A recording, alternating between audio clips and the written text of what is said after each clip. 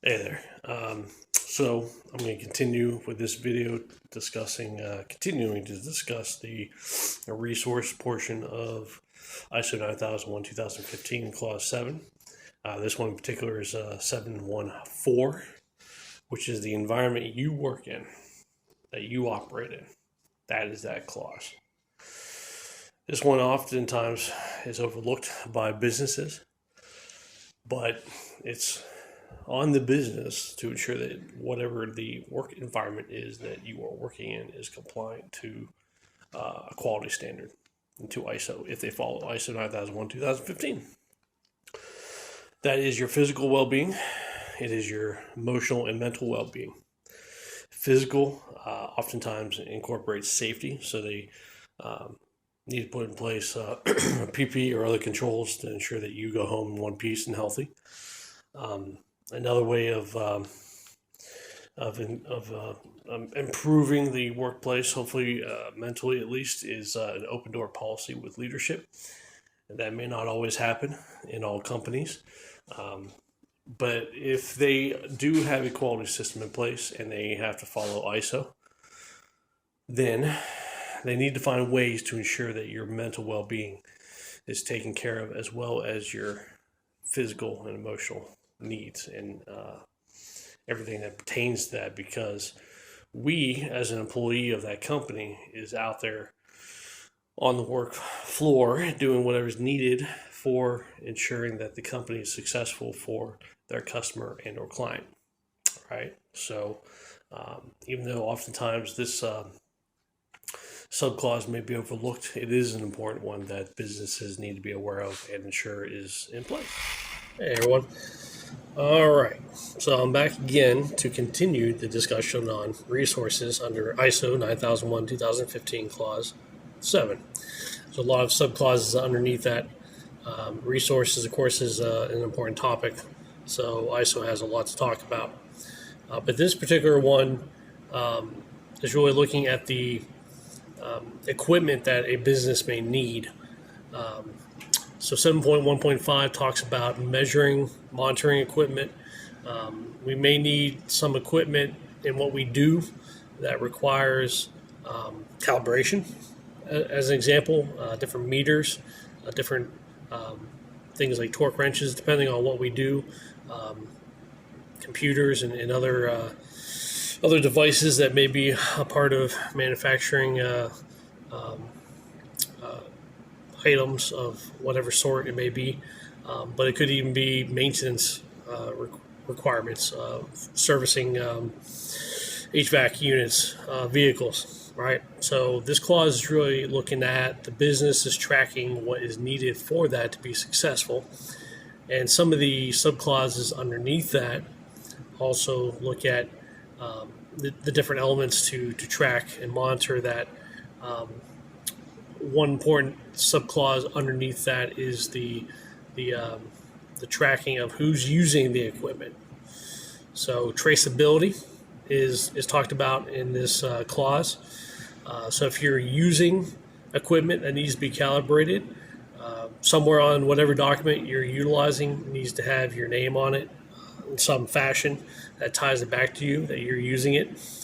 The equipment should be, of course, checked for a current calibration date if it does require that, because whatever that equipment is that you're using and fixing or doing whatever you're doing with it, if that meter or torque wrench or whatever it may be is not calibrated properly, it could invalidate what you're doing for your customer and or client. So it's important that businesses track all this, make sure what is needed is actually calibrated on a timely basis, and that the individuals using it document it properly. You don't want to have to go back and do rework. It's a waste of time and money and resources. So, that's what this clause is looking at for businesses to track. All right. Back at you to continue to discuss what everyone, I'm sure, is growing to love, and it is resources. So as I said in the previous video, there's a lot of subclauses under ISO 9001 2015 Clause 7, and this video is going to continue to discuss that portion, which is in particular 716, which is organizational knowledge, which simply means knowledge of the employees to do what they need to do, which is oftentimes training. So, of course, most businesses should go out and get the best candidate to fill a role. It may not always be possible. I know there's a lot of issues going on around the world with labor and filling in positions. But every business does things a little bit different. So no matter what you have been doing, even if you're an expert in your field, you could have been doing it for decades, each company does things a little bit different because many companies have different requirements from their customer and clients. So as a new employee, you need to be aware of that. You may have a lot of knowledge in your field that you bring to the company, which is great, but be open-minded to learning new things from that company, from that business, because they may have a different approach that you're not aware of, or you may have a different approach that they can take on to do things a little bit better for the customer and client. But training is very important. So for all new employees, when they start their work, whatever it may be, leadership on ground needs to ensure that they're trained on what is required, because otherwise they'll have no idea. It'll be kind of chaotic, and the customer and or client may not get what is needed. So having a good training program in place is very important to ensure that all employees start off the right way. All right. Also, there may be some positions that require certain licenses or trade certifications that the business may have to track. It may oftentimes be the employee's responsibility to get it renewed, but the business also may play a part in that. So those are different elements that need to be addressed, looked at for a particular business's requirements, a different position. Not everyone needs trade certifications or licenses to do their job, but it's something that a business should be keeping an eye on. Hey there, everyone. Back again for another video talking about Clause 7 in ISO 9001 2015. Almost seems like it's never going to end, right? So this one is 7.2. It is about competence. And it's a very short piece of ISO, but it's an important one because depending on the business and the field and what they're doing, ensuring a competent person is in place is important for the success of the mission. So oftentimes it's related to safety, but there may be other positions that a company needs to ensure that they have the right person in the right job, which is essentially what is really required for this. So the business needs to appoint the right person, and oftentimes in writing who that is, to ensure that they have the right person with the right experience, education, training to do whatever that task may be. So even though competence is a small part of Clause 7, it is an important one because if you throw someone in there that has no idea what the heck they're doing, it kind of makes it a little difficult, and it could be dangerous too. So it's an important, even though it's a small one, it's an important piece of a quality system. All right. Hey everyone. All right, so I'm going to continue to talk about Clause 7. It's a big clause. So this one is about 7.3. All right, and this is under ISO 9001 2015. So this one is awareness. This one, when you're building a quality system and you're completing this portion, you have to have something in place to ensure that all the employees are aware of what is required of them, how they play a part in the business's quality management system. Oftentimes that's through training, through communications. So you might send out quality moments or alerts, or there's notifications of various things. It's just about letting folks know that they play a part, a critical part, important part, in ensuring that whatever they're doing is for the customer and client, and it should be done the right way the first time, and it's 100% compliant at all times for whatever the requirement is. They should know that what they're doing is important, and it does impact the business. So we should always, of course, strive for excellence in everything we do. Roles and responsibilities is also an important piece, depending on the business, the size, what they're doing, how big it is. Everyone needs to know their role, their position in the company, and how they play a part in the business, the org structure.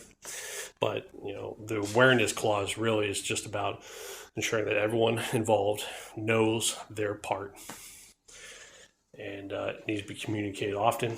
And depending on the size of your quality management system and different parts, may have to be communicated on a regular basis to ensure that they're getting that knowledge, right? So just make sure that when you're putting together a quality system, a quality plan, quality manual, that this part does touch on communication, training, knowledge of the quality system. And you can do the same for an environmental system, a safety system, whatever other system that you have in place in your company. It's all about knowledge and ensuring that everyone knows they play a part, because we all do play a part in our business, right? It's not just one or two people, it's everyone. All right. Everyone. All right. So welcome back to the continuing discussion of Clause 7 from ISO 9001 2015, right? Again, never-ending clause, right? 7.4 is the next one. This continues from where I left off in the last video about awareness. So 7.4 is communication.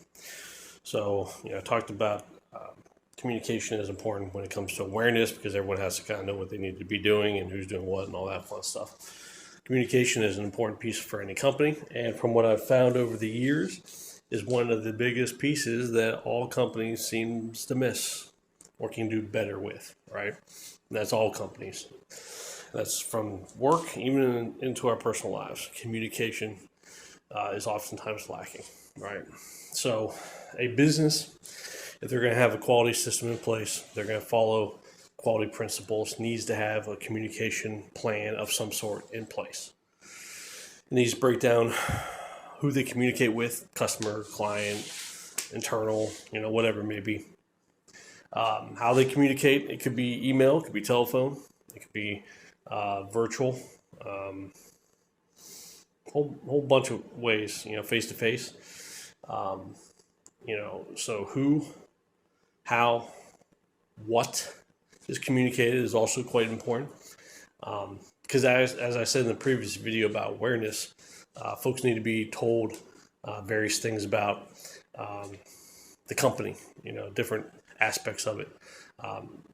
Especially from a quality standpoint, they need to understand how they fall under the quality system and why it's important that they know what's going on, because they ensure compliance for whatever the requirement is for the company, for the customer and or client. So communication. It's kind of like training. Those are hot topics that are important to talk about. They're important to remember. And whether it's a small business or a big business, they have to communicate, right? Because even if a business has a couple people, the owner still has to tell them what's needed, right? So just want to bring that up. It's an important topic. I've seen it as a problem area often, many times in my many years of working out there, even when I wasn't working quality. So just something to remember when you look at a quality system, putting together a quality plan and manual, looking at this clause, making sure you have something in place. All right. Hey there, everyone. So my name is Justin Buzzard. I go by a nickname, the Tired QA Guy. That's because it's exhausting being in quality. So I set up a page where I do some daily short videos on quality in the workplace and also how you can use it in your personal life.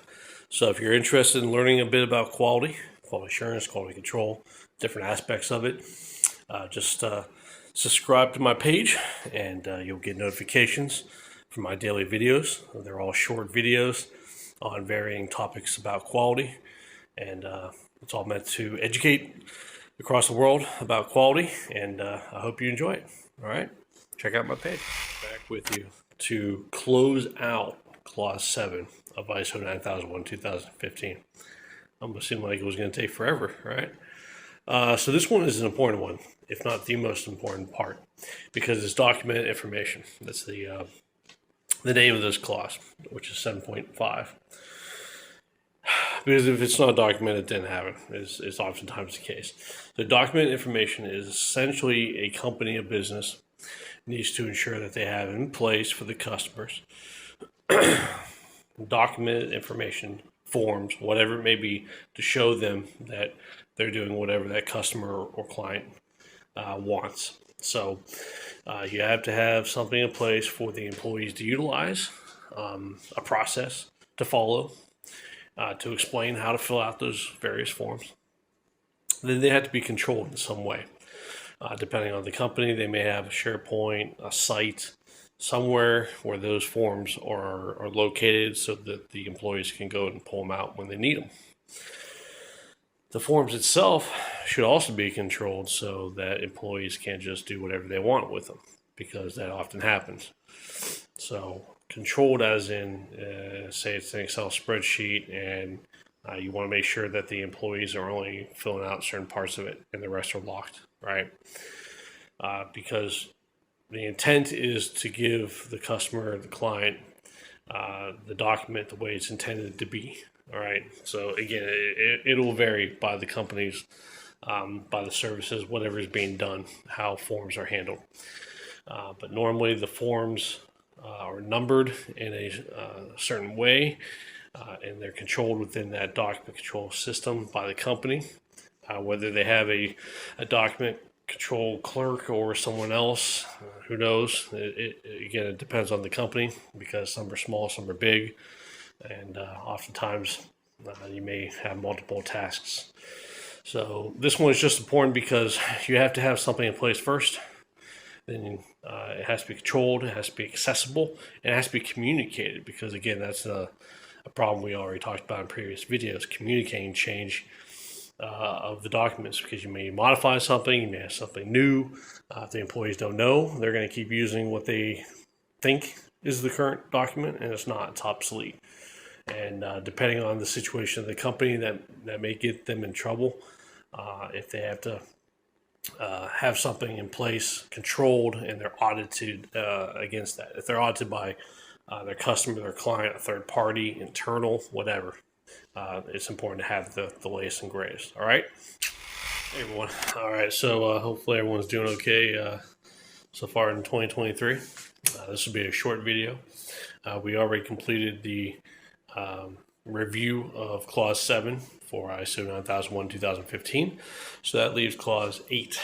So there's a bunch of subclauses under Clause 8, which I'll get into in other videos, but this one is operations. So the operation of a company is, of course, important, especially when it comes to quality. A lot of what we already talked about in all of the other previous clauses are going to be discussed in this one again, because now you're actually putting different things into place. Actually, the next clause, subclause, is planning. So planning and controlling what you have put in place for a quality system. All right, so more to follow. Hey everyone, hope you're all doing well wherever you are in the world. So let's talk planning and control. That is ISO 9001 2015 Clause 8.1, which is where we left off after the previous video. So we talked about planning in a previous video. It's an earlier clause. But this part, if you are developing a quality system, a quality plan, quality manual, whatever you want to call it, This is the part where you have to dedicate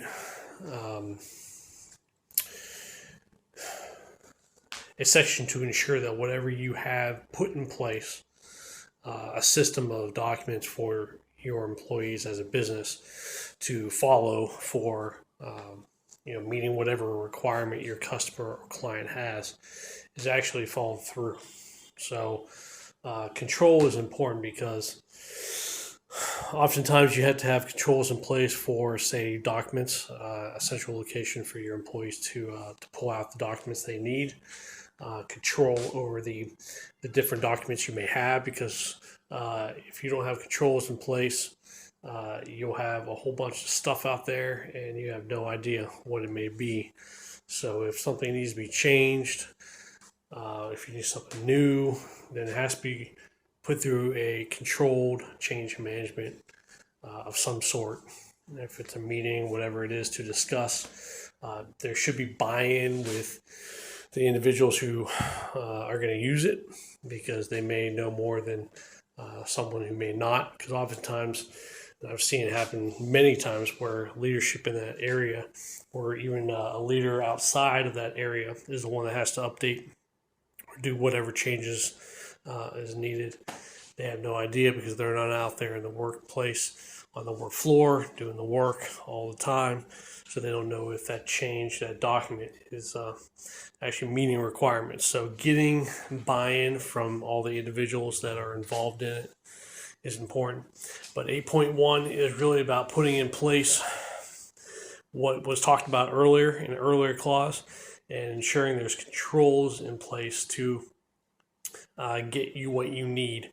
Whatever you have in place needs to be looking at the risks that are involved, and hopefully you fixed or have addressed those risks in whatever documents you may have, whether it's internal that you're going to be using, or if you're going to have another company do stuff. Control is important. Risks are important. So that is that's 8.1 in a nutshell. Man, back with you. I wanted to bring something up because, for those watching my videos might have noticed something, that a lot of what I talk about comes up more than once.